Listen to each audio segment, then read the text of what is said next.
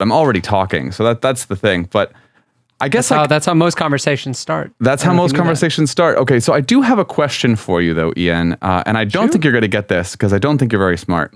Probably not. All no, right. I'm more or less. Let's be honest. Okay, we're coming up on 52 episodes pretty soon. If you, as the listener, haven't figured out I'm a little dumb, shame on you. Oh my God, Ian! You know what I just realized? This is episode 51. Like Area 51, Aliens Camp. What? Holy shit! What a coincidence! Maybe that's gonna be an episode name. We'll see. Anyway, Episode 51. episode 50. Oh, I love this. This is so beautiful for us. Wow, what a beautiful, touching moment. You know? Yeah, I can't believe we actually caught that on the record. Okay, anyway, not the cold open I had in store. So I don't think you're going to get this, Ian, because I don't think you're very smart. Like I said, that whole thing. Yeah, we can do it again if you want. No. I like this so far. Everything is very organic, and I love the organic stuff. Okay. So what is a weenus? A weenus is the little piece of flesh between your thumb and your forefinger. It's this right here. For those of you who can't see me because you're listening, you're only listening. That's all you ever get. I'm actually wiggling my weenus for Shaye right now. I'm the weenus wiggler. That's what I'm doing. How confident are you of your answer?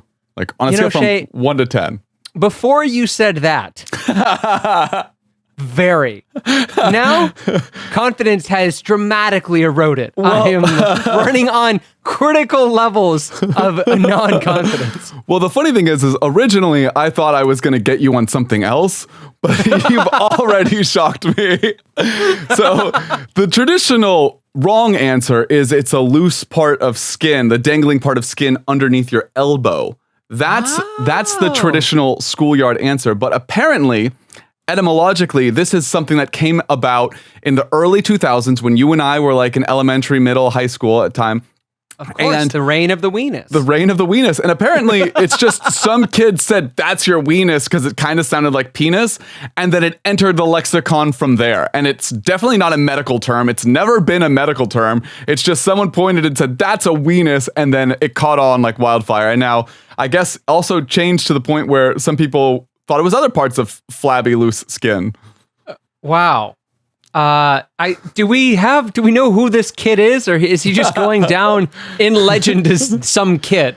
I think it was Henry F. Weenus from Tom Parkins Middle School. All right, and in honor of Henry Weenus, let's go ahead and start the show!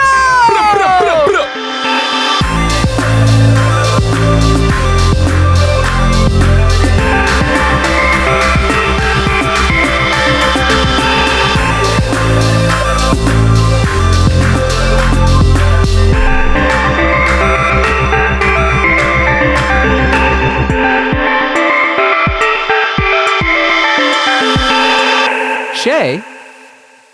Yes, correct. Good. At least you got one right this episode. Yeah, off to a bad start. Shaye, just a quick question. Did you rewatch any, like in doing all this research on aliens, anytime you type in the word alien into Google, I feel like it is a point of fact, you will come across a link bringing you to the movie's IMDb page, the movie's Wikipedia page. Did you revisit the movie Aliens? Did you watch that during this immersion? Is there a movie called Aliens? I don't know this movie. Alien, the one with like, the chest burster and the face hugger. Yeah, you've seen Alien, right? I don't think I've seen Alien versus Predator. Okay, that's like Alien versus Predator is like the Godfather 3 of alien movies, okay? Alien is a masterpiece. Aliens, the sequel, is fantastic. And then everything after that is just basically like merchandising, okay? Yeah, I saw that. I saw the merchandise. And that's how I felt about it. I felt like it was just a product. Anyway, long story short, I think that most contemporary attitudes about aliens, I think that it stems from that movie, which is just, I mean, it's the perfect fucking horror movie. Like it is, I don't think there's a movie scarier than fucking Alien. People try to say it's The Exorcist, but Satan's not real. Aliens are probably real, and I bet you they're just as terrifying as that fucking wet-ass black monster. Okay, I was talking about the alien when I said that. I just didn't like the way it came out. Yeah, it gave me like wet ass pussy vibes, and then I was just thinking like BBC's. But all right, we can move. Wet ass black monster. That sounds like a Pornhub category, and I'm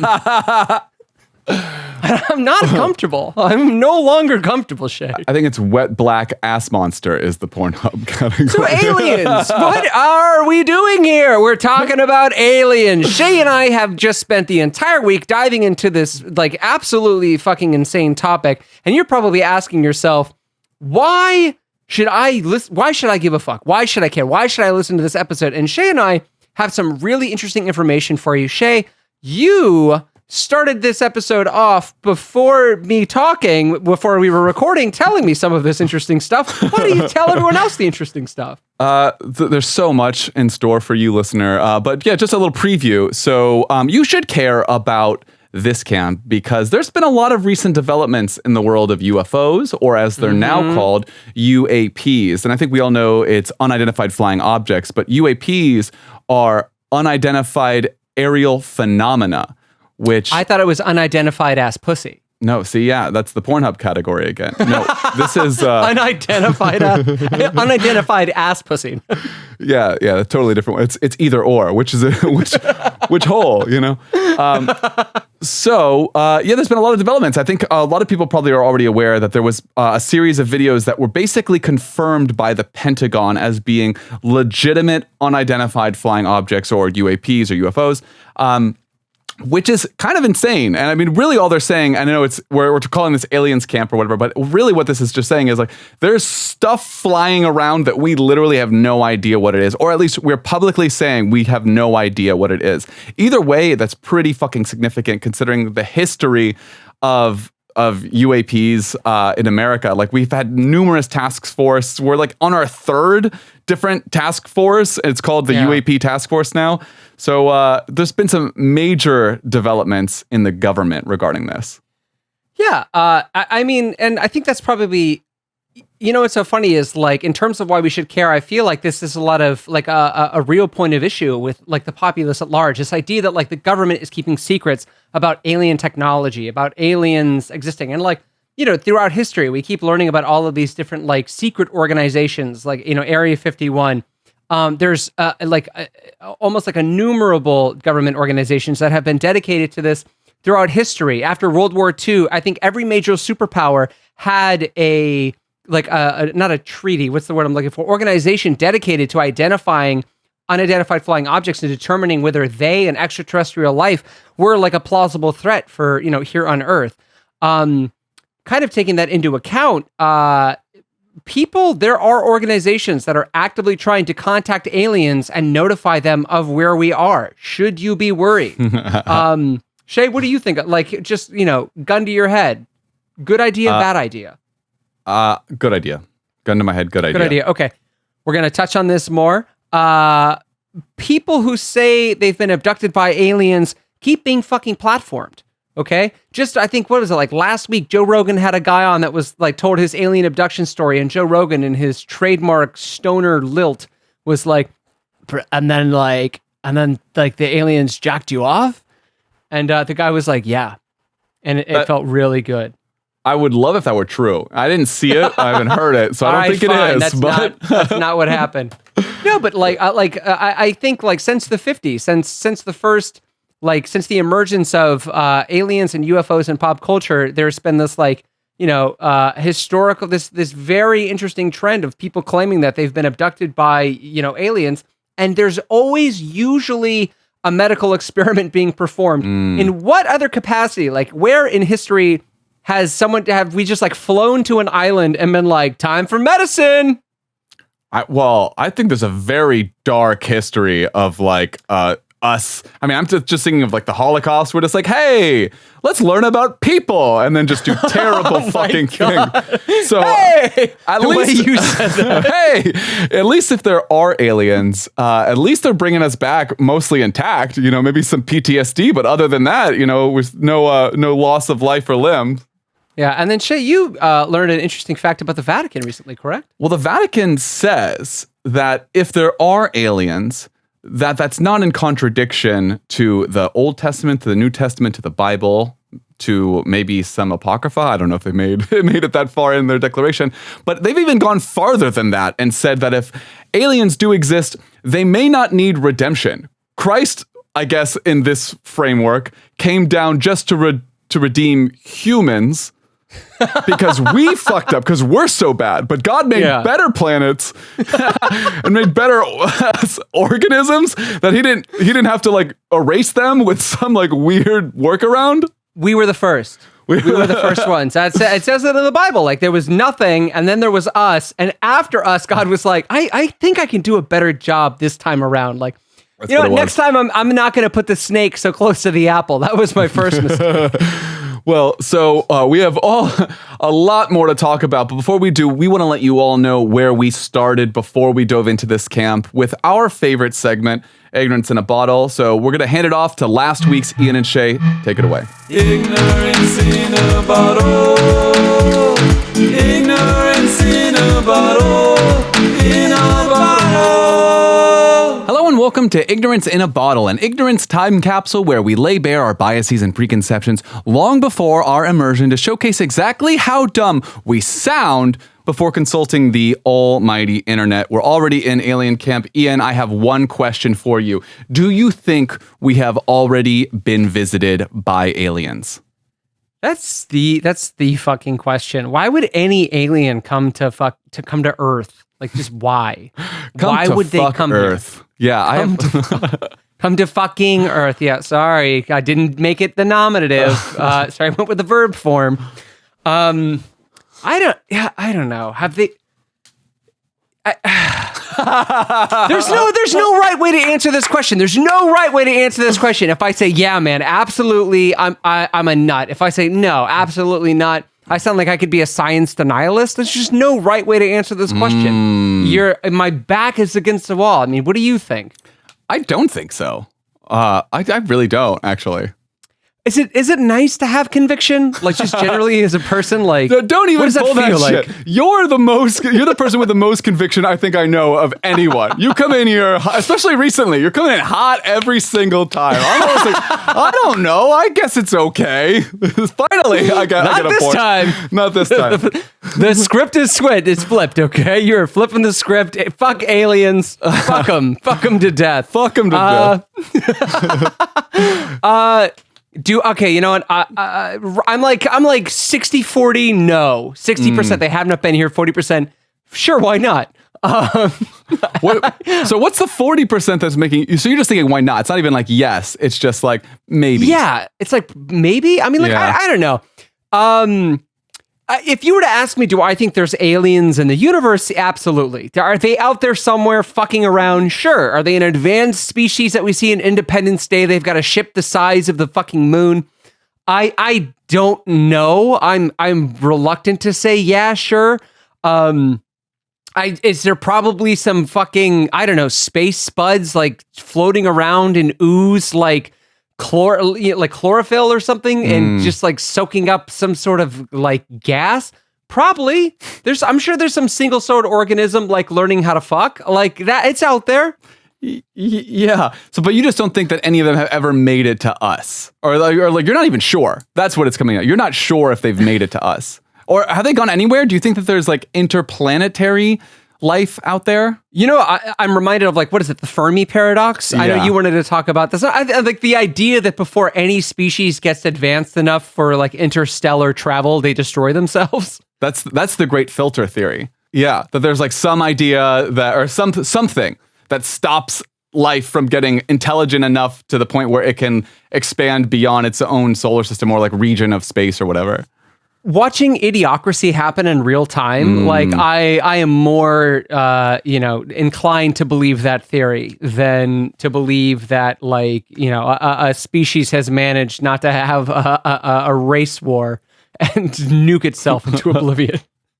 You know what's weird though is because like right now I'm thinking about like the way we've already jumped into this conversation. I'm thinking of this as like, well, okay, yeah, like logically, like this is a very, very big universe we live in, and there's like it seems unreasonable to assume that there's no other life in it. That just seems like very egocentric almost. But that's not the conversation I think of when I think of aliens. When I think of like aliens, I think of the History Channel guy with the hair. I don't know his name. Aliens, you know, and that's the guy I think of.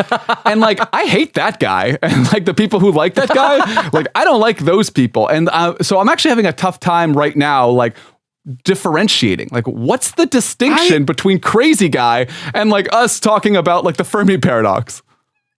I'm glad you bring this up because something has happened to the discussion or in the discussion or regarding the discussion about aliens to take it out of this realm of extraterrestrials and into this weird realm of like extra racism where they're like, a human, like brown people in Africa couldn't have built the pyramids. It must have been aliens. Aztecs building pyramids? Nice try, aliens. Yeah, it's super bizarre. And I don't know, that's the weird thing. It's like that fucking Instagram page, Gaia. You know this one I'm talking about? I don't, and I have a feeling you're going to tell me, and I can't wait. It's fucking awful. I mean, it's basically like Instagram's ancient aliens. Like they just like, they're talking about like the Earth is a sacred extraterrestrial being. And like, they're like pushing like all of the, I guess they have like these like mini, like documentary style, docuseries type shows. And they're awful. Like they seem like fucking horrible, but it's all ancient aliens shit. Oh, I can't wait to watch this shit. Like, never before have I had an excuse to do it. I've always seen it. I've always gone, this is bullshit. Right. But now there's a reason to sit down and tune in and be like, let's hear what you have to say, you fucking nutcases. Like, I'm ready. I'm ready for it. Yeah, I've definitely never had any interest in looking into it. And I guess like one of the questions I was thinking of asking you at the end, but I feel like I have to know right now is, do you want there to be aliens? Do you want to have been visited by aliens? Do you want aliens to already be among us? This is maybe an unpopular opinion. I do not give a fuck. I do not fucking care. I don't give a fuck. I don't care if there's aliens. What is that gonna make my life better? If aliens are real, they're gonna come down here and make us their slaves. There's no way they're just gonna come down and be cool and chill. Yeah, that's true. Okay, but well, I guess like the idea of the question is, okay, if they're already among us, then like theoretically, I guess. Actually, now I'm realizing there's a hole in my argument here. Theoretically, they haven't already made us their slaves. But I know there's the lizard people conspiracy theorists who are like, no, there's alien lizards from the moon who've come down and they're in politics. And they'll start naming like Hillary Clinton, George Soros, lizard moon people, you know? Yeah. I love the idea that aliens have visited Earth and then they're like, I'm bored. Do you want to make like a market economy and like create totally arbitrary systems of meaning? Like watch them kind of like chase fake happiness. You want to do that? Gorpazord. That's funny. Okay, so you don't think they're here, and you don't give a fuck. I think I would prefer them being here. Really quick. Okay, when you say being here, are you talking like a Men in Black thing? Like they're like among us, like. Well, what do alien people think? Like, what do they think when they're like people who believe that there's aliens? Like, do they think they're? I don't know. Or like maybe that they come like we're a tourist destination. They come here like on their weekends and they pick a couple of us up and take them home or whatever. I was literally thinking about like we are probably the interstellar equivalent of like you're driving down the road and like the kids in the car are hungry. They're like, Mom, we want McDonald's, and you're like. How often are we in North Carolina? Let's wait until we get some barbecue, okay? Like, we don't need to stop. Like, Earth is like the intergalactic McDonald's. Like, we don't need to stop at like a moon. Like, if interplanetary is you're always visiting planets, we've only been to the moon. What does that make us? Like an intermoonitary? Like, what's the term? I think we would just say, I don't think we'd say intermoonitary. I think we're still like planetary, I guess, like, because it's still our planet's system. Like it's a satellite revolving around us, orbiting around us. Yeah. So I don't know, but all right. Well, I guess maybe tangentially, like we've been to Mars, but not our human bodies, but like our technology has been there. Like, and our technology has been throughout the solar system. I mean, does that count? I'm going to say no. I'm going to put my foot down. That's Absolutely fair. Not. That's fair. Count, yeah. You know? Like, it's like, yeah, I mean, I don't know. It's like if you, I'm trying to think of like some sort of terrestrial equivalent. Like you put a message in a bottle and then it lands. Like, is anybody there? And it gets to the other side and somebody writes back and it floats back to you. Like, would you say, oh yeah, I've been to, the new land, cause I got this bottle and came back. Like, you wouldn't say that. People would be like, shut up. That doesn't count. John. Jingleheimer. Yeah, I guess it's like it's like people who are like, oh, I went to the Louvre, the virtual Louvre on Google Maps. It's like, oh no, that doesn't count. Yeah, yes, I like that analogy. Yeah, if you've looked up a place on Google Maps and then tell people that you've been there, you're an asshole. Fuck you. All right, so you brought up an interesting point, and I'm actually really curious, like, because as soon as you mentioned this, I thought I don't know, I was like, yeah, you're onto something here, and I don't know exactly what it is, but like I typically associate aliens peoples, whatever they're called. Aliens people. Okay, when you say aliens peoples, do you mean like aliens or like people who like aliens? I mean people who like aliens. Okay, like, aliens peoples. Yeah, the way you phrased it wasn't confusing at all. Whatever. Thanks. Yeah, get off my dick, bro. So what I'm thinking is like maybe this comes from like Roswell, like the origins of like the conspiratorial aliens movement, I guess. But it seems like whenever we're talking now about aliens, there's always like a conspiratorial aspect to it. And like to the point, you brought this up, and I was thinking like, yeah, like okay, when I think of, if you believe in aliens, yeah, probably you believe in like the Illuminati and shit like that, or like other like conservative shit. Do you think aliens are the... Okay, let me kind of rephrase this question. Let me rephrase this question so it's suitable for TikTok, because I think this would be a good 15-second segment. All right, what is a better conspiracy theory gateway drug, Bigfoot or aliens? Go. Fuck. Okay. I guess UFOs. You have a lot more room to go. Like a Bigfoot, what's like, it's a mammal. Aliens, like there's like interdimensional travel. You could probably like reality shift or something if you're like an alien. You're talking dimensions, you're talking Rick and Morty. I'm gonna go UFO, final answer. Okay, and let's confer with our judges. UFO is the correct answer. Let's give a big round of applause, folks. No, I think so too. I think you're absolutely right. And again, it's just like I don't know what happened about like this has the conversation surrounding aliens ever been normal? Like, do you think it's always kind of been this like weird? Because you had mentioned a really good point as well, and I know I'm kind of getting a little off track of the conspiracy theory alien things.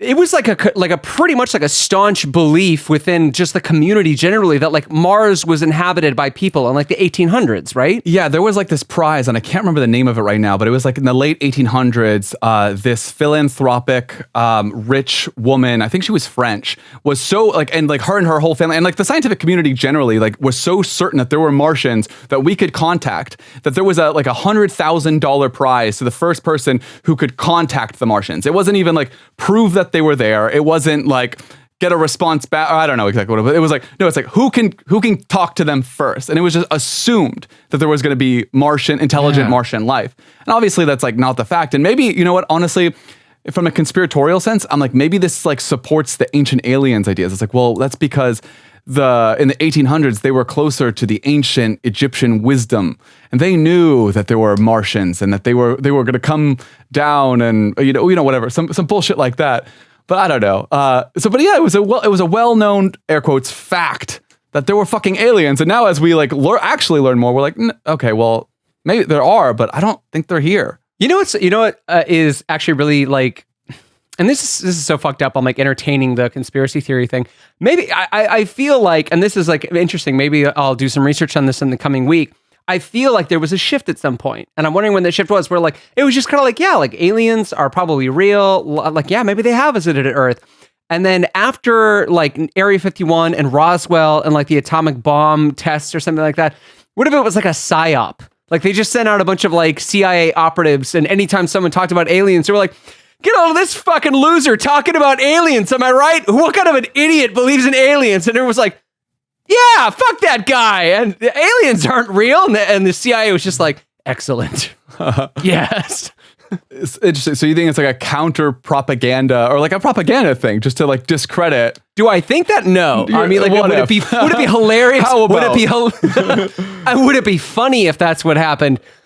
Yeah, you know what? It's so funny is I'm like framing this as a joke, but if some like Pentagon papers were released 20 years from now, they're like, yeah, aliens were real. We did a psyop to just make you think that anyone who believed in aliens was a fucking clown. I'd be like, I'm upset now. This isn't funny now that it's real. Well, wasn't there just like in the last couple years, like the Pentagon released some footage of like UFOs. They don't, and I guess like UFO. Couple years. That was like a week ago, man. Well, no, because I know there was like something a couple of years ago, and they like talked about. They're like, okay, we're actually going to release it, or that. Yeah, I don't know if it's the same video, but I know like I think it was 2019. They released their first like, okay, this we agree. We don't know what this is, and like it's like but then again, like I guess like admitting to a UFO does not necessarily mean admitting to an alien. It's just like, okay, we don't know what that was. That doesn't mean that it's a fucking extraterrestrial thing. And maybe it's like, I don't know, some weird like I'm making something up, like atmospheric lensing. It's like actually you saw a reflected magnetic field from like the ionosphere. I'm making some shit up, but like, how do we fucking know that that's not like a thing? It's like you're moving super fast and then like this image is moving super fast. I don't know. No, I think you bring up a good point, and you kind of bring us right up to the edge of this thing that I wanted to talk to you about. Was everybody knows, and look at me, planet Earth, everybody knows at least one person with an alien abduction story. And the common like conception or belief or like attitude or response is you can't tell them they're fucking lying. Like you're not allowed. If someone says, I was abducted by aliens once, that's pretty much an admission of mental illness, and you can't go, no, fuck you, you're lying to me. Fuck you. They might hurt you. You're wrong. No, you can't shut it down like, no, yeah, because it's rude. Right? Is that what it is? It's just like calling someone out. It's rude to lie. It's rude to look me in the eyes and lie to me and say you were abducted by an alien. So you think they're lying? You don't think they believe it? That's a better question. Do I think they believe it? I guess it depends on who I'm talking to, whether or not they have a history of drug abuse or mental illness. It's so fun. Like, I don't know. Like, this feels like a social justice thing. Like, let autistic people believe they've been abducted by aliens. Oh my God. Is this like, are you calling out like autistic people for like... No. I feel like you just singled out like a group of people like, well, everyone who believes in aliens is clearly autistic. No. I'm just like, I don't know. Like, I feel like I'm just like pulling an amalgamation of like different corners of the internet and just like turning them into a hypothetical. But like, yeah, what are your thoughts on that generally? Like this idea that if someone, I mean, I know you've told me that there are people in your family that told you they were abducted by aliens. I have gone out with coworkers, like had a beer, just thinking we're having a gay old time. And then they're like, hey, you want to hear about the time I was abducted by aliens? And I'm like, I really don't. But I just go, whoa. You know what I do whenever? I go, whoa, that's crazy. Yeah, I don't know what I say, actually. Honestly, it's like when people start talking about ghost stories, I feel like exactly the same. I'm like, okay, yeah, sure you saw something. Clearly, it could not have been your imagination. You definitely really saw something that's completely inexplicable from our current scientific worldview and perspective.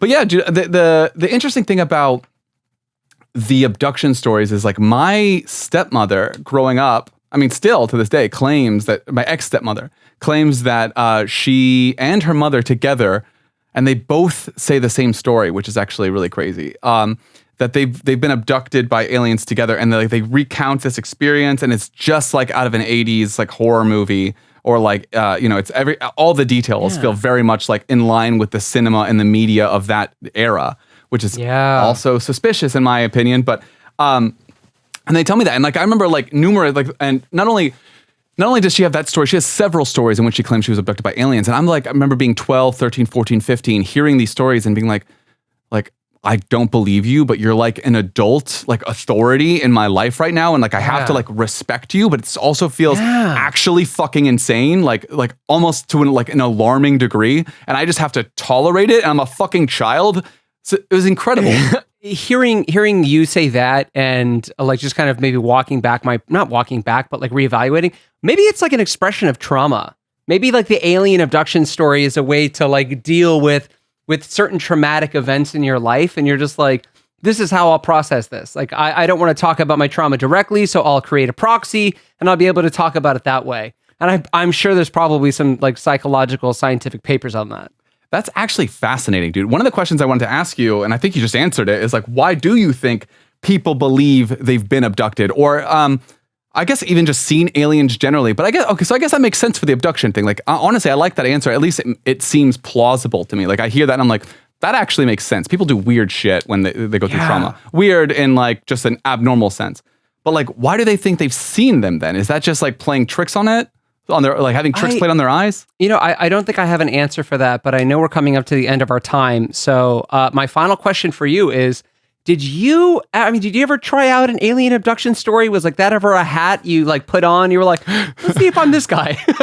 No, never. And I've never once thought to myself, I was like, it'd be cool if I just made up a whole story involving me and aliens and how special I was that they chose me in the cow field. But you did, right? I think I did once, and I think, it's so funny. I was like, I think I had the conversation about UFOs. I think I saw like a shooting star or an airplane one night, and I was like, let's see if like I'm this guy. Let's see if I'm the alien abduction guy. And I think I remember telling my friend about it. Like we were like, the conversation came up, and I was like, fuck it, I'm gonna try it out. I'm like, yeah, I've been abducted by aliens. And my friend was this fucking staunch British kid named Sam. I think I've talked about Sam Fuller on the show before, but he was just like, I'm a bit of, fuck you, Ian. You've never been abducted by aliens. Fuck you. I see you every weekend. When would that have happened? When you were going home from school? Fuck you. No aliens. And I'm like, yeah, I guess, yeah, fuck it. You're right. I'm not that guy. Not the alien guy. I got called out and it felt bad. It's so crazy that you just considered lying. You're just like, I'm just going to, I mean, okay, it's crazy on one level. Like an elementary school. I get it. Like I get it on one hand because you're like, okay, like you're trying on like new identities. You're like, maybe people just make shit up like this. Like, cause that's, you know what? And honestly, maybe it makes sense on another level too. You're like, clearly there's no way this could happen. So everyone who talks about this has to be just lying. Yeah. So I was just like, I wonder why. Like, what's the rush? What's the side effect where after you tell the alien lie, what happens? What happens next? Does your dick get bigger? Like, I don't know. All right, Ian. So we're about to go into this week of research. I guess like, we're just going to be trying to find out like if all of these people are like trying to impress other people with their abduction stories. Is that like what we're trying to figure out? That's such a good question. And I don't know, like, I think I want to know more about the people talking about it. I think there's two segments, actually. I think there's like, there are people that want it to be real, and I don't know if it's like for the purpose of like excitement about science generally, like just like this desire to want there to be more to life than like this, that we're just the only things flying through space and like a universe that is steadily drifting farther and farther apart. Or if it's just like a conspiracy thing, and it's like, no, it's like all connected, and it's the Illuminati is involved, and Bigfoot's there, like, so. I think there's a lot to unpack, man. There's so much to unpack. I'm not really sure how we're gonna get through it, but we've done it before, so we'll do it now. So, anything else you want to say before we say goodbye for the week? Yeah, future Ian and Shaye, good luck. Have fun. All right. I'm glad I'm not you, you suckers. Sucks to suck, fuckers. Sucks to suck. All right, bye. Love you. Bye. Ignorance in a bottle. Ignorance in a bottle. In a bottle. So, one of the fun things we talked about in our Ignorance in the Bottle was that prize, the weird prize that they had in the 1800s. And I actually looked that up in this past week. And this is actually called the Prize Guzman. And it was in today's dollars, it's basically $500,000 to anyone. And which is not nothing, you know? So I read this passage in this book I read before, which is called Extraterrestrial Languages, by the author Daniel Oberhaus, who very rudely declined our offer to come on the show. I don't know what that's about. Very rude. Canceled. So, but literally, I mean, we said, would you like to come on a show? And the response was a dick pic. I was very offended.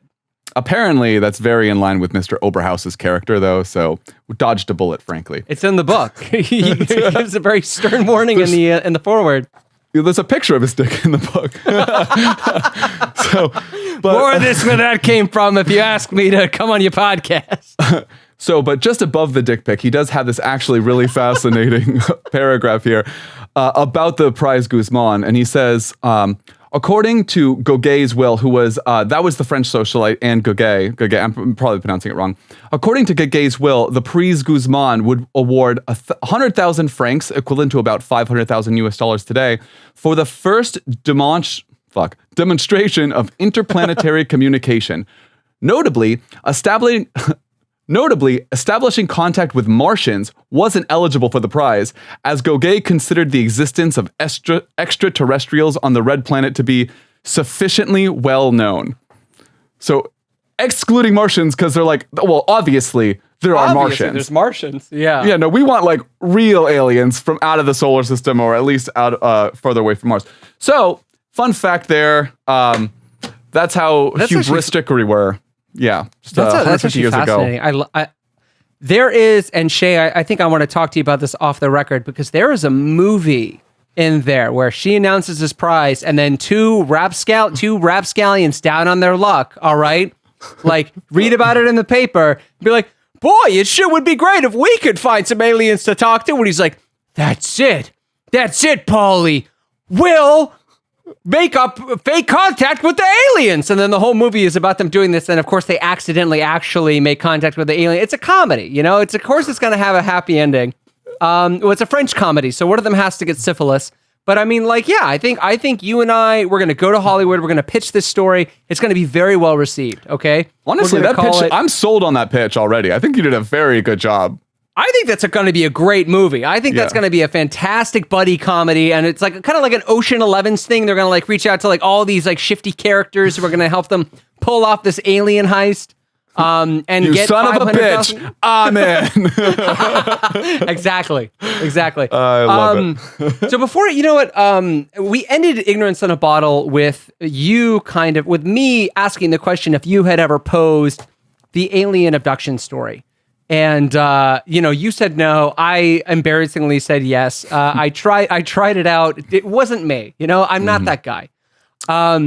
Which I'm really glad. Like, because I feel like once you tell enough people that story and it's like you have to, that's your story now. Yeah. And like, it's worse to come out and be like, hey, sorry, that alien story I told you about for 10 years was actually bullshit.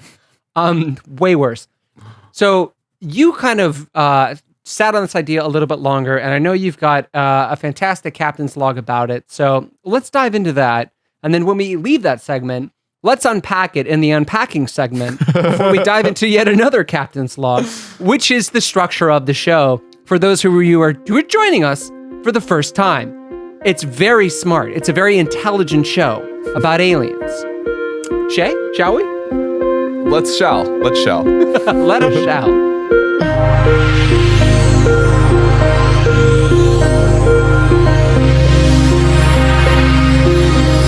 Well, hello. So, since I've last talked to you in Ignorance in a Bottle, I've been thinking a lot about the question of why someone would claim to be abducted by aliens. And since I don't believe that actually happened, I think there's two remaining scenarios. Like, either they actually believe it, or they're lying for fame or fortune or attention or something like that.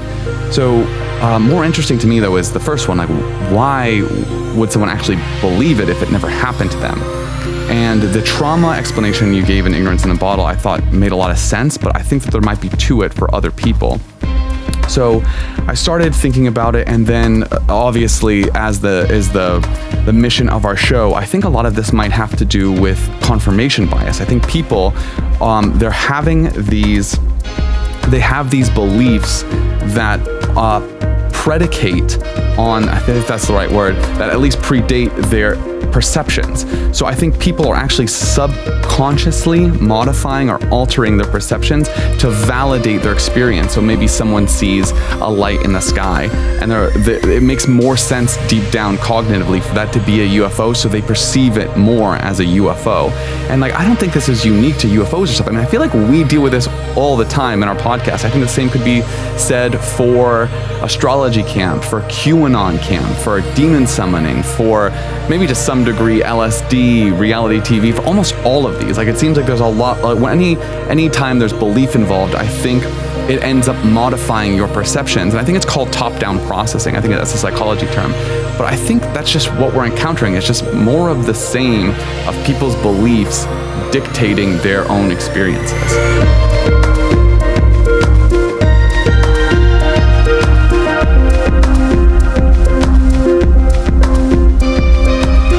So, Shay, I've got a quick question for you. which do you think is more common? The like attention seeker or the person that like actually believes it? Like which of the two do you think is like you're more inclined to run into? That's a great fucking question, man. I hadn't thought about that at all. Well, so it's interesting that you say that because like in doing my research this past week, I stumbled across, I guess, some of the work of this guy named Philip J. Klass. Have you heard of him? I think you're thinking of Philip J. Fry. Fuck you. Damn.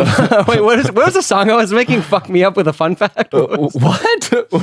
Oh, off the record beforehand? I have no idea, Ian. No. Oh, come on. Too long like ago. it was... okay, well, fuck. You've been hit with a fun fact. It was like something like that. Fuck me up with a fun fact. Anyway, I'm about to fuck you up with a fun fact. There was a song. I made a song, and now I can't remember the song. It was so good. Pixar didn't happen, man.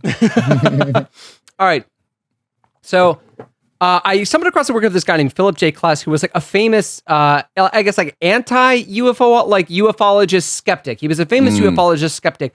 And I mean, like, he was basically just like notorious for like constantly running around and just fucking debunking, like karate chopping the shit out of any alien sighting or theory.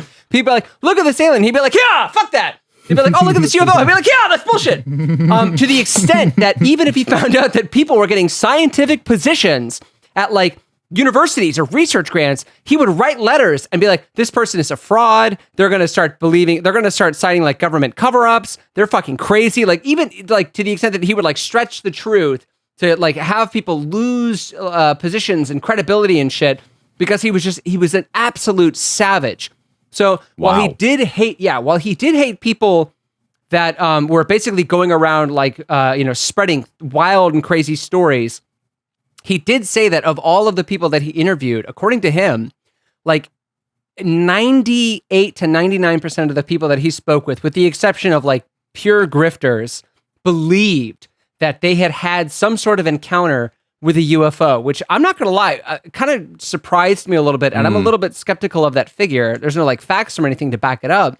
Because like you can't necessarily prove you can't prove a negative, or it's very difficult to prove a negative. Yeah. But I'm skeptical of that. Like, I mean, do you think, is it just that people like encounter these things and they're like, there can be no other explanation? It's magic. I don't know, man. I don't know. Honestly, like, I really have no fucking idea. Like, I don't believe that it happens to these people. But I guess it's like, very similarly, I don't believe when anyone ever tells me a fucking ghost story. You know what I mean? It's like the same fucking thing, but I believe that they believe it. Like, I know that they fucking believe it. It's just their imagination runs wild, and then like all of a sudden they're in this weird position. And so you and I talked about this before, but like there was this study done, and I don't know any of the people's names or anything, but I know it was basically a study on the reliability of people's memory. And basically, they would show a car accident to these people, and then they would ask leading questions at the end that, so basically, what speed was the car going before it crashed into the other vehicle versus what speed was the car going when it bumped into the other vehicle? And the responses that they would get would be wildly different depending on the leading question that they were given. So if they asked like crashed, they would say higher numbers. What's more interesting is like they would say, how much broken glass did you see on the ground afterwards? There was none in either case. But when they asked the question about crashing, more participants reported seeing broken glass on the road in this video when there was none, just because of the way it was led. So I imagine like even just asking people, like someone taking the beginning of like an experience seriously, you probably start to fill in gaps that weren't there, like things that information that didn't happen, and you start to world build inside, and just like you create this narrative that you then are a recipient of. And you know what? It's funny that you mentioned that, and then also that we talked a little bit about like this trauma response and ignorance in a bottle, because did you happen to run across the story of Barney and Betty Hill? No. So I guess like, all right, so I think this was like one of maybe, I don't know if this is necessarily true. I think this is just one of the big cases that I read, but I think this is one of like the earlier, more sensational UFO abduction stories. So there was this interracial couple named Barney and Betty Hill. And they claimed that they were like driving from Rhode Island to, Massachusetts or something. It was somewhere in New England. And they tell this story about, being abducted by aliens, more or less. Like they're driving down the road, they're like, oh, look at this. Like, it's just the typical standard story that you hear and see everywhere. But basically, like, they're driving around the road. The alien comes down and like the flashing light, they lose their memory. They wake up on a ship. They're having like tests performed on them. And then they come back and they're like, oh my God, we were abducted by aliens. And there was a psychologist, I think, who reviewed like this study of their alien abduction. And she was like, this seems like a trauma response to having been an interracial couple at a time of like extreme racial tension in the United States of America. And just this idea that like, you could be so, I guess, like hated in an environment that like you would either make up a story to distract from the fact that you were an interracial couple at a time when this was like not okay, or like, I don't know, like you almost like, and I don't want to say this like of them necessarily, but it's just like, I don't know. It's like something that you kind of pull out to be like, actually, like I'm special, So yeah, I did think that was really fucking interesting. That was one person's interpretation of like why they concocted this wild ass fucking story, like almost like to distract from the fact that they were an interracial couple by like inventing something far more fantastical than being of mixed race. Like, actually, we were abducted by. You think this is weird? We were abducted by fucking aliens. That is really fascinating. I mean, I know, yeah, we talked about this before. Like, it does make intuitive sense. It's still like, it's hard to me to understand the mechanism to underlying what that would have to be for you to be like, okay, being an interracial couple is hard. That's why my brain made me believe that I was abducted by aliens. Like the leap there is so massive, but it's crazy like how these things can happen. Like people's perceptions, like, I think they really are modified by the belief. So maybe if you already believed in aliens, like maybe that's an easier thing to work your way there. And like, I came across this really interesting anecdote that apparently like the universally known term flying saucer apparently dictated the way we've drawn and depicted UFOs since that term, but it has nothing to, like the first person who reported seeing a flying saucer, when they mentioned saucer, they weren't actually referring to the shape, but the motion. Apparently, the person who referred to it was describing the motion as being like a saucer skipping across the water.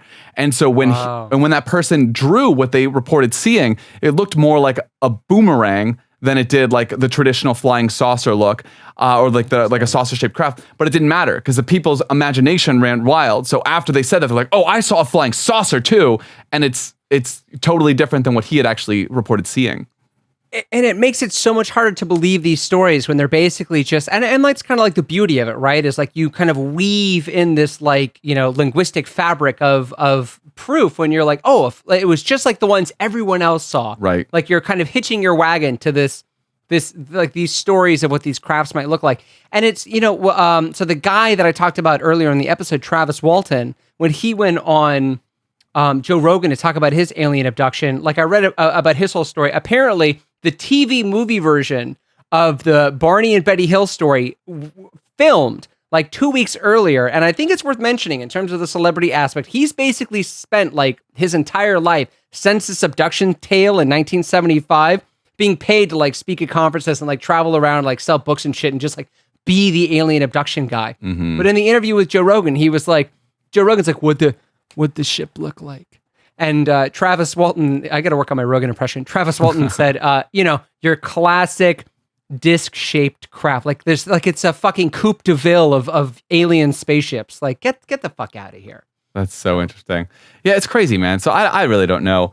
But changing the subject, so you had a really interesting captain's log, actually, and like something that I thought a lot about, especially like reading this book. I'm holding it up again for the camera. Extraterrestrial Languages. Yeah, and the one with the dick pic is a limited edition. So if you do go to the bookstore and find it, unfortunately that won't be there. The publisher took it out for the reprint after, the Me Too movement.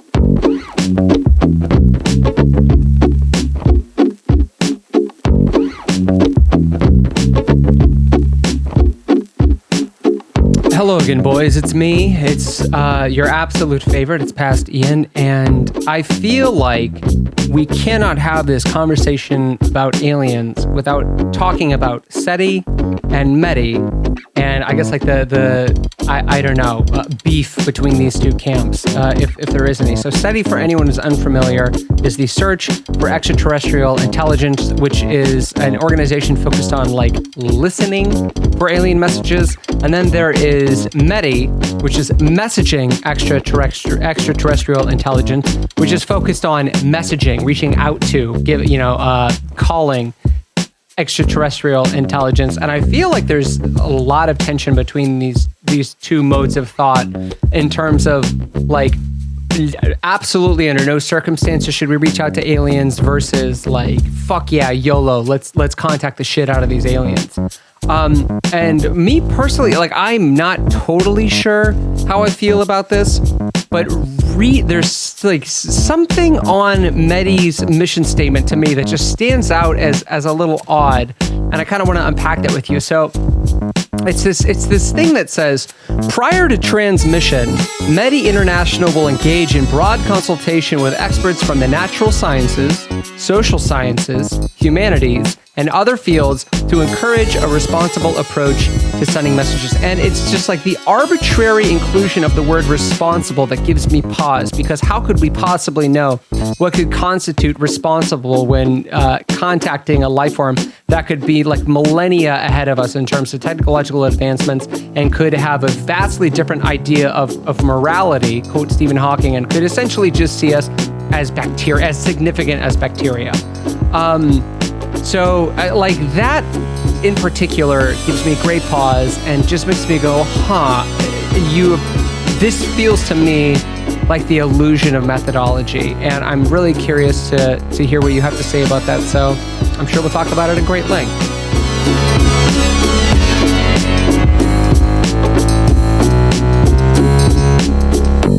Fuck me up with a fun fact. That wasn't it. That's Wake Me Up Before You Go. Yeah. I'll get back to it. I'll get there. Sorry. You were saying you had a little question for me.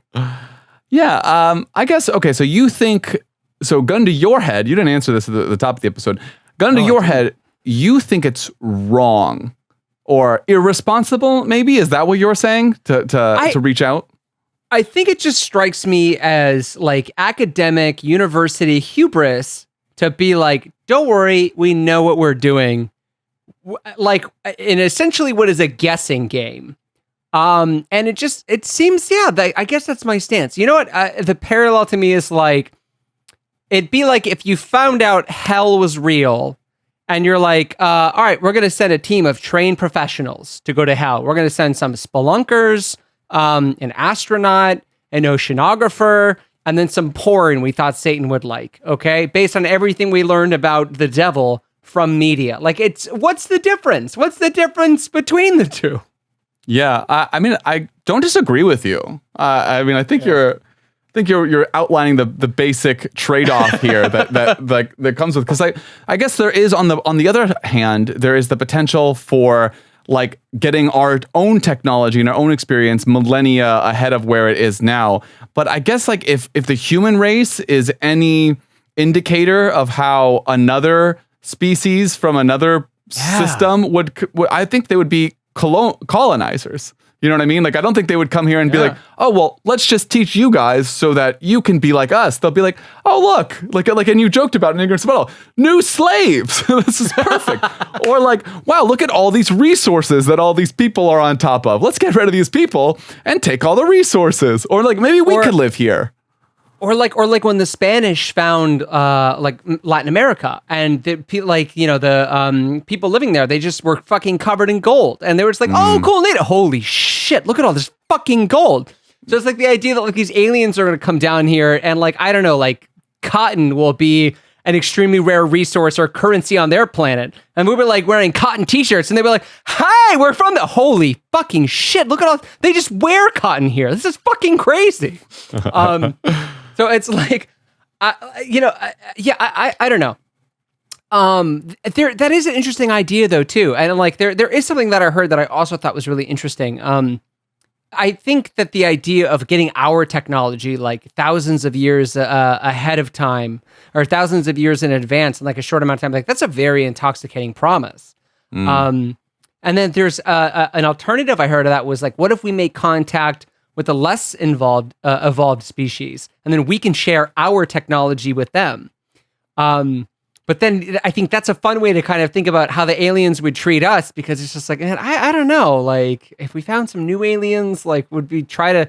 I know that the evangelists, wow, it's really hard for me to say, would be like, hey, these aliens heard of Jesus, and then try to baptize them or something. Right. Well, I don't think we could find any species that would. I don't think we would be able to communicate in any reasonable way with a species that was less evolved than us, because we went from Stone Age to space age in a blink of an eye in universal time. So in less time than it would take. If for us to send a message, like we're sending messages to like Medi, when they do send messages, they're sending it to things that are thousands, hundreds, thousands, or millions of light years away. You know, so what I mean? Like the likelihood of like us like that, and there's like intense lag in communication. So we send a message, let's say they get it, they decode it, and they send it back to us. Like we'll difference. Well, I mean, whoever was involved, long time dead, and as a species, we might already be extinct. You know, so it's like really crazy when you think about that kind of stuff. But I don't know. Right, it's fascinating. I've got a question for you, kind of in line with that. So, and maybe this will. Okay. Also, first of all, just time out real quick. I love we could get our technology thousands of years to advance thousands of years by just making simple contact. But at the same time, we're basically just advanced apes. The idea that we would be allowed to be anything but a janitor on an alien spaceship going through the universe. Like, we would absolutely, like, our job would be to clean the space toilets. Well, I mean, like, whatever you're interacting with is just going to be like an advanced slug or an advanced space egg or space ape. Like, anything that would be intelligent would have to evolve from something less intelligent. So, I mean, ideally, like, the argument is, or like, in essence, the argument is just, yeah, like, we're like the best of the smartest animals, like, to make it to the point where we have language and can communicate more and more increasingly complex ideas. I like the idea that aliens would come, and it would be unusual for there only to be like one advanced species on a planet. Like, they'd just be like, all right, cool. So like, where are the other talking technologically advanced things? And we'd be like, what are you talking about? They'd be like, the other ones. Where are the other ones? And we'd be like, it's just us, man. They'd be like, wow, that's weird. That's so odd. It was just you, huh? Like, you're the only ones on the whole planet that evolved this way? You're kind of touching on like the rare earth hypothesis. Like, there's so many weird things about like Earth and like the fact in life on Earth that like goes to make like life happen. Like the fact that there is only one, like maybe Neanderthals could have been intelligent enough, but then like we either like interbred with all of them, or like through habitat loss, they all died off, or we straight up warred with them, so they're all gone. So like, there's so many like, so like that's just one aspect. Like, okay, we're the only person, but we're also like freakishly specific in so many ways. Like the fact that we have like a very strong magnetic field that protects us from our sun's radiation. The fact that like our sun is a really good size and distance away from the Earth that like gives us all the energy we need, but is calm enough that it doesn't sound massive blasts of radiation to us too often. The fact that we have giant Jupiter circling us all the time in our solar system, collecting up giant asteroids that might otherwise hit us and do away with us, like with what happened to the dinosaurs, and like numerous other small little tiny details, like fucking the moon being here that like creates tides, which might be where we saw the evolution of the first life forms in little tide pools, like all of these little tiny things. And it's like any one of these things might be fucking weird and super strange to like another life form. They're like, wait, how did it even work here? Like the conditions that made it possible are so weirdly specific that like, it's like, do they have to be this insanely specific in another place, or would other life forms look at us and be like, how did it even happen in this way? Yeah. So, kind of on that note, in terms of the rare earth hypothesis, we did in our captain's logs, and I thought this was funny. Both of us had a very similar line of thought. with regard to this idea of being alone in the universe. And like me being me, I took a more negative stance, and you being you were like, what? But look at the bright side. So we're gonna start with mine, so it's then I'd bring everybody down, and then we will end with yours. So let's go ahead and play that, and then I know I've got some questions for you. So I'll save those until we're done listening to just like how fucking cool I am.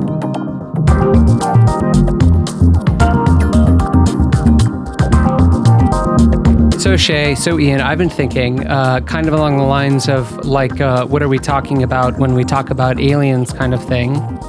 And I think the conclusion I've come to is that the conversation about aliens always seems to be like an anxiety-ridden one. Similar to the same sort of like crisis of faith undergone by religious people when they start to ask themselves like, well, what if there is no God?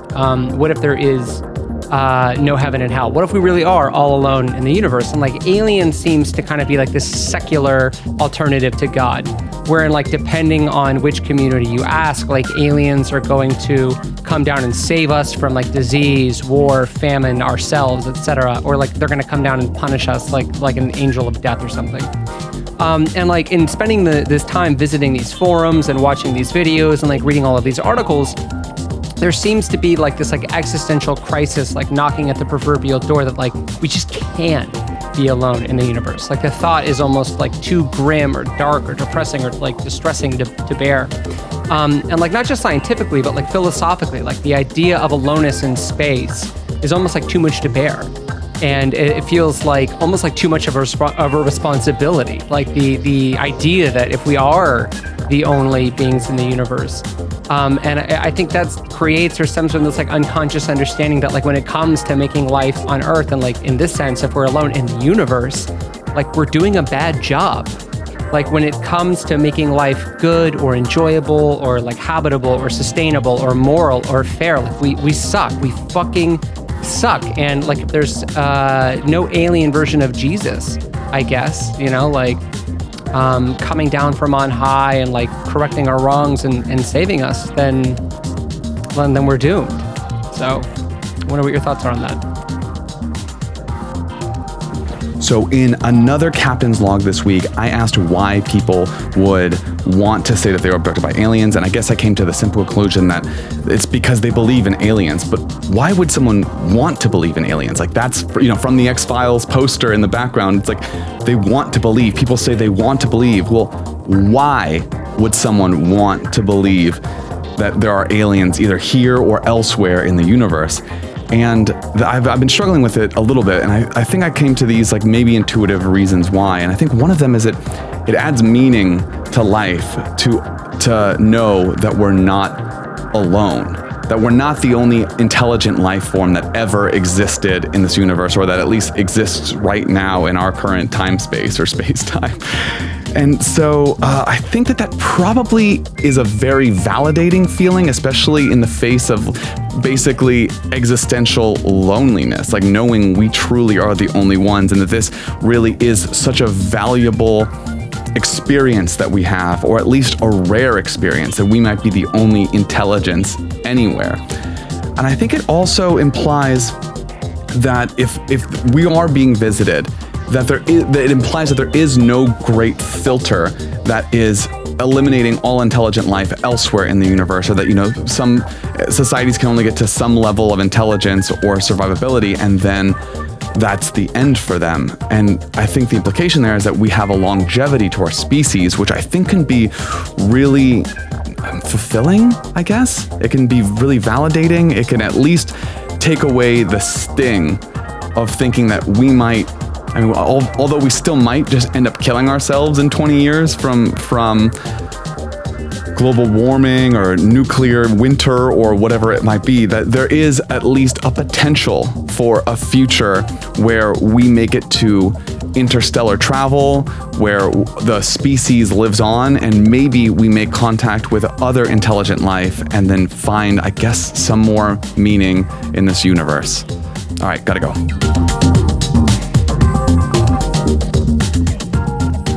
All right, so would you say add meaning? I'm going to put you on the spot and ask you how, in what capacity, like adds meaning in what way? Yeah, well, that's actually such a interesting question, and my therapist would love that because like that's like the fucking question. It's like, okay, what means anything? Like from a nihilistic perspective, Yeah. I'm like, yeah, like meaning making as like an action, as like a process. Like, okay, what fucking matters? But I mean, things seeming bigger than they are, I think, is like the aspect that we're talking about when we say meaning. And actually, I think that when we talk about like aliens from like a kind of like the more conspiratorial sense, I think that that's like where we see like and I always pronounce this wrong, like the apophenia, like connecting unrelated things together and like seeing like a bigger picture. Like those things, like I think those things build meaning. And I think that like seeing yourself as a small part of a bigger whole, it feels and maybe is more meaningful. And I think that that's why people want it to be true. What's so funny is like, and when I hear, not you saying this specifically, but when I hear like other people talk about how exciting it is, if like, oh my God, aliens are going to be real, I think that they're imagining some childhood they never had. Like the aliens are going to like pop them in between their knees on the spaceship and like let them drive the ship. Like, oh, look how cute he is driving our spaceship through the galaxy. Well, I imagine that if we found life, I mean, that would be the biggest scientific breakthrough of mankind. I don't know if there would be anything more interesting than that, except for maybe like time travel or honestly, like what else would it be? Like finding life elsewhere it would mean we weren't alone. That doesn't fill you with any kind of feelings at all? No.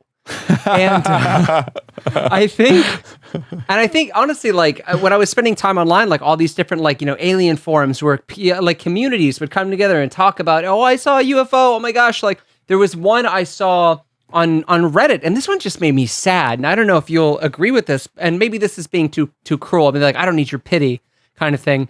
But it was someone who took a picture of a church in their town. They're like UFOs in scripture, following like the recent revelations of like, oh my God, the Pentagon's releasing videos of these UFOs.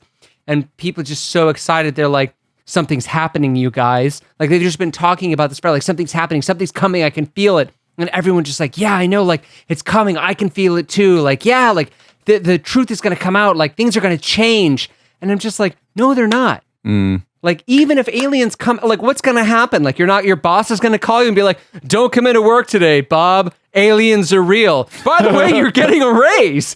So it's just like, it seems like such an odd thing to put all your hope into. And even beyond that, like the belief that the government is hiding aliens.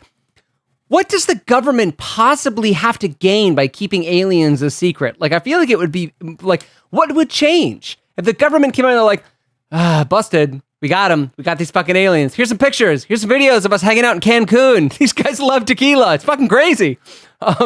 Like nothing would change. It would just be like, what? It'd be like Obama getting elected. And then like the next day, nothing would change. It's interesting that you mentioned like that it feels like, all right, something's happening. Like it's finally going to be revealed. It reminds me so much of talking about QAnon and the storm. Yeah. They're like, it's finally, all the secrets are going to be revealed and everyone's going to know the truth about Area 51. It's like, yeah, well, probably not. But you know what? I want to bring you back even further into this conversation.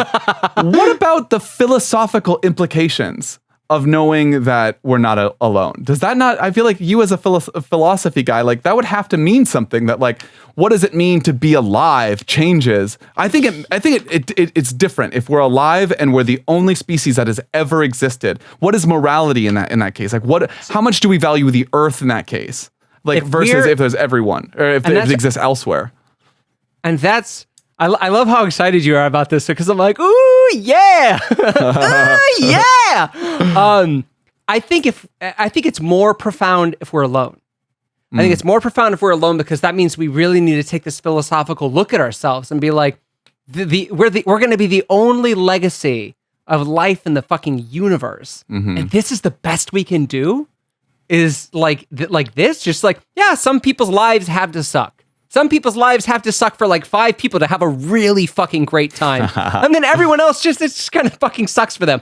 we lock some people up like animals, and like other people just starve to death. Like, we got enough food, we just don't give it to them. That's the best we can do. Well, wouldn't that make it important then for us to like, or wouldn't that mean something then if we discover there is life elsewhere? Because if we do, then that would mean that maybe this life is, or like Earth maybe sucks more or something. We're doing it wrong. I think it would create this new mindset of like, they'll help us figure it out when they get here. Or like this other relieved pressure of like, you know what? If we just poof go extinct, and I'm pro poof go extinct. All right, like, you know what? At some point the party has to end. All right, at some point everybody goes home and goes to sleep. That's just the way the world works. No one stays at the party forever. Okay. So you feel that way about life, general, not human life, but like all life. Is that how you feel about that? I feel that way about human life. What about all life? What about like plants and animals, like and microbes and like all life on Earth? That's a better question. Now that is an interesting question that I haven't thought about before. Give me a second. Fuck them too. All of it. No, I actually like that question. All life. Now there's an interesting idea. I mean, I don't know. Like it's so funny. Like if we think about like complexity, and I thought about this too, there's this idea of METI. It's like when we're reaching out to these aliens, we have to think about like, what are the aliens going to want to learn about us? Like, what will we have to teach the aliens? And I think the aliens will kind of look at us the way that we look at lions, you know, or like they'll like film us like the Discovery Channel and be like, interesting, like that's how they initiate sex. Huh, that's wild. Okay, cool. Like this is how they create hierarchy. That's interesting. So when I think about like life, I don't know. I mean, like, is a lion even got to notice if it dies? Like, well, are we going to notice if we die? So that's a moot point. But yeah, I don't know. I would say like, if other animals lack a sense of self-awareness, and I'm not saying this is like a time to be pro-animal cruelty. I'm not saying that at all. But like, if these are animals that lack like self-consciousness, then like, doesn't matter. I think I would be more interested in the idea of like self-conscious beings expanding through the cosmos and leaving a record, as opposed to like I don't know, a swarm of dolphin people. Well, I guess you have to. Okay, I think dolphins. I'm not sure about this, but I take that back. Yeah, I think dolphins are pretty smart. They might have their own thing going on, as opposed to like as opposed to capuchin monkey people. Well, they might be pretty smart too. Capuchin monkeys are pretty. All right, so there's a couple smart animals I'll add to the I'd like them to keep going list. Dolphins are on the capuchin monkeys.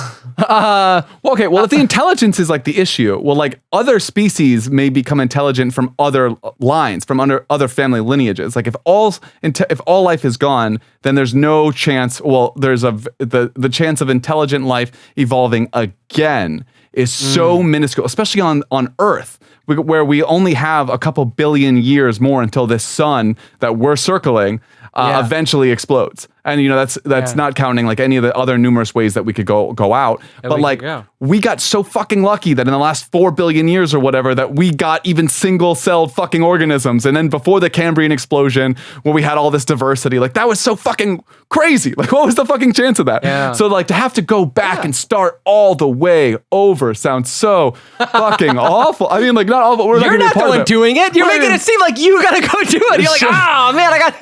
You gotta start all the way at the beginning again. No save, no checkpoints. Like fuck that shit. Like that sucks. But no, I mean, like I feel like it does mean so.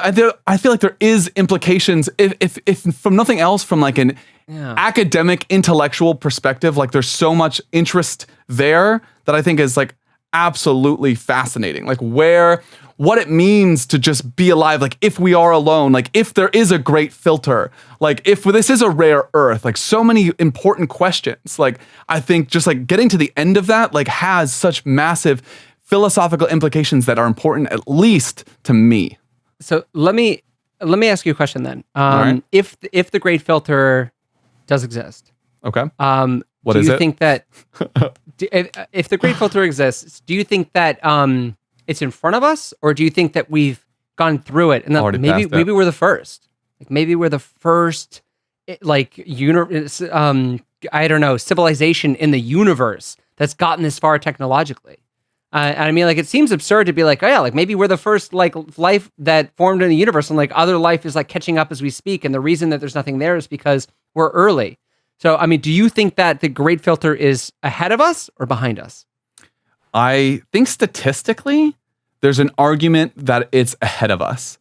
And there was a bunch of fucking examples that they talk about in the book Extraterrestrial Languages, where they talk about like just like a sampling bias and like the idea of like being, I don't know, I don't totally understand this idea, so I'm not going to dive into it too much. But I think like I think it's in front of us. I don't know how far in front of us. I mean, like global warming seems pretty fucking insane as like an existential crisis to me, like from where I'm sitting here. But like, I don't know if it's that, or if like, if it's not even a self-imposed destruction or just the violence that is inherent in our totally ambivalent universe, that like an asteroid just comes by and is like, sorry, Earth, today's not your day, or not this billion years, you know, like, it's the sorry. opposite. The asteroid is going, today is the day. So, yeah, I don't know. I think it's ahead of us. And I think that like, it's not just going to be like one thing like climate change. I think it's going to be, my theory is that it's going to be like an all you can eat buffet of mass extinction. And I think that it's going to be like climate change. It's going to create scarcity. People are going to start fighting over resources. There's just basically going to be an equivalent of like a passive genocide the world over. Rebel groups are going to form. They're going to eventually take over some sort of like nuclear missile launch site and just like launch the nukes. And then we're just going to destroy ourselves in a bout of like a chain reaction of mutually assured destruction. And that's how we go. That's my prediction. Look out for it. My prediction is going to drop in 2120. Bring your kids. It's going to be lit. I'll see you there. Add promo code Camp Reeducation to mass extinction event, and you get 20% off your vaporation time when the bombs drop. Cool. And if you want to hear that again with our ad, you can hear it right now. Hi guys, it's Off the Clock Ian here. Oh, I'm sorry. Are you unhappy because I'm not in HD? Well, you don't get HD during the commercials anymore. Well, you're not subscribed to our Patreon, okay? High quality, absolutely hilarious commercials are only available for our Patreon subscribers, except for the times when we have time to make hilarious commercials, which we didn't this week because we're busy, because we're making a full show for you, and then we still gotta do other stuff because you're making us keep our jobs. But you can help that by subscribing to our Patreon. If you just go to patreon.com/campreeducation, we've got many tiers featuring on numerous stuffs and things, and you're really gonna love it. And the more stuff that you pay us, the more great content we'll bring you. It's kind of a no-brainer. It's a great agreement. If you don't believe me, just shut up and do it. All right, that's the end of the commercial. I hope you learned your lesson. Back to the episode. Hi, I'm Ian. You might remember me from such episodes as microdosing, demon summoning, furry pornography. Today's episode taught us a lot about aliens and our new green friends the universe over. But it's time now to end the show and reflect on our final thoughts. Shaye, I've got one for you right now. Here's a random question. Would you have sex with an alien? There's two scenarios. One scenario is that the alien is super hot, but their vagina is in a weird place, like in their armpit or the back of their neck. The other one is that the alien looks like Shrek, but it's anatomically similar to us, so sex would be a much simpler experience. What are you gonna do? Okay. Well, weird question. I would definitely go with the first option, I guess. I mean, I'm not sexually attracted towards Shrek. So, like, fuck Shrek or a sexy alien with a weird placed vagina. I think I would, if it's sexy, I would fuck the sexy thing, right? like that, I feel like that's pretty intuitive. I don't know why that was so funny to me. If it's sexy, I'll fuck the sexy. I think that's how it works. You mean you don't want to have Shreks? That's something you want to do? Let's see what you did there. Any final thoughts, Ian, on aliens for week one? I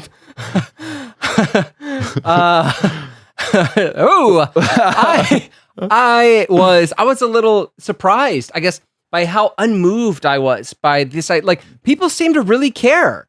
Like, they really seem to like care that aliens be real. Like, it means something to them that like this truth be revealed and that it has significant philosophical implications for their life and like our, I guess, species survival. And I'm so unmoved by it. And I'm just a little like, why? Like, why am I think maybe I'm pessimistic. I'm pessimistic that like much would change. Maybe if the government revealed like, yeah, we've got some UFOs, like they're locked up at Area 51. Sorry about that. Like, and then that's that, as opposed to aliens landing on Earth. In which case I would think that they would bring some like, I mean, we barely managed COVID. How are we going to handle like the alien flu that turns your ball sack inside out and makes you fly into the moon like a chicken? All chickens famous for flying into the moon. Famous moon flying chickens. Yeah, I'm also surprised by your disinterest in this. Like, I'm not gonna like, just as a curious man that you are, like, just think of like the richness and the implication of existing at all, knowing one way or the other whether or not there is life elsewhere. Like that feels so deeply significant to me, which is weird because I actually didn't realize I felt this way until like we kind of dove more into this conversation. Yeah. But no, I think it would be absolutely fascinating. Like if there was like certifiable proof of that, like that would imply so much for like the way I think of the world, I think of existence generally. Like it has so many implications. So I don't know. I mean, I think it would add a richness, but I don't know why your your disinterest in it is really fascinating. I'm very ambivalent. Yeah, it's like I'm just like, okay. I mean, maybe I think like I'm sure. I don't know. Like it's almost like if I watched aliens land on Earth, I feel like I would watch it with like the same apathy I watched like the Capitol riots. I'd be like, oh, this is interesting. So it's like, this one's new for us. What if there was like what about like time travel? We developed time travel. Are you just like time travel? Fucking time travel is real. It's on, baby. Like they come out so with that's time fascinating. Travel. Oh yeah. Okay. All right, but yeah, other life elsewhere in the universe. You're like, yeah, whatever. Okay. What if there's like they make a new plane and you can get to Korea in 30 minutes? You care about that? They make a new plane, you can get to Korea in 30 minutes. Yeah, that's pretty cool. But that's cooler? Like, is that cooler than aliens? Oh, fuck yeah, that's cooler than aliens. I don't got to worry about the 30-minute plane. Aliens, I'm like, when are you going to kill us? When are you going to wear our skins as suits? 30-minute Korea plane is great. Everything about 30-minute Korea plane is wonderful. All right, I'm over this conversation. Wait, one more thing really quick before I go. This isn't related to aliens, but this is a theory of mine. If you ask, I think if most men, if you present them with the possibility of time travel, the thing they want to use time travel for is to go back in time and have sex with hot babes from history. I think that's what men want to do with time travel. Noted. So, back to aliens. Except for women who want to go back in time and fuck Abraham Lincoln because he's very sexy to women. He's irresistible to them. Clearly, yeah, as he is well documented in his many journals. Cannot resist him. Beating him off with a stick. Sexy Abe Lincoln, baby. They're beating him off with a stick? That's not going to be fun. End the show. You know what? I'm offended. End the show. So my final thoughts. Oh, I thought you did. Okay, yeah. End the show. I mean, Shaye, how about you?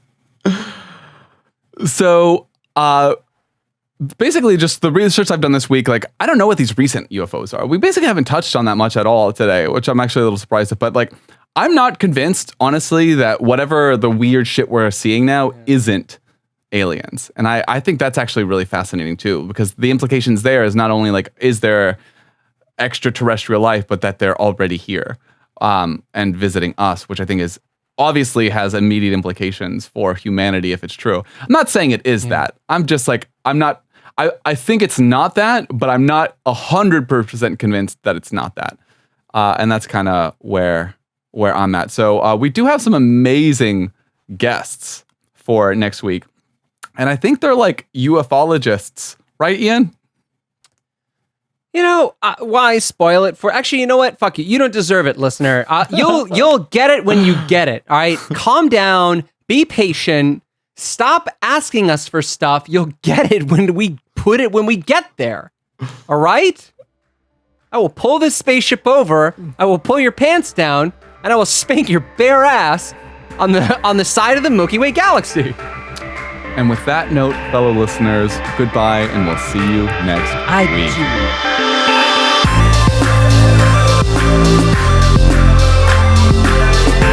Thanks for listening to this week's episode. To hear more great content, become a monthly supporter and join our Patreon, where you'll also get tons of other fun goodies. Here at camp, you heard it here first. We love talking over great music. If you want to hear more great music, follow our playlist on Spotify because it's so tight. Stay tuned for next week for the exciting conclusion of Aliens Camp. So, in a twist of fate, I probed them.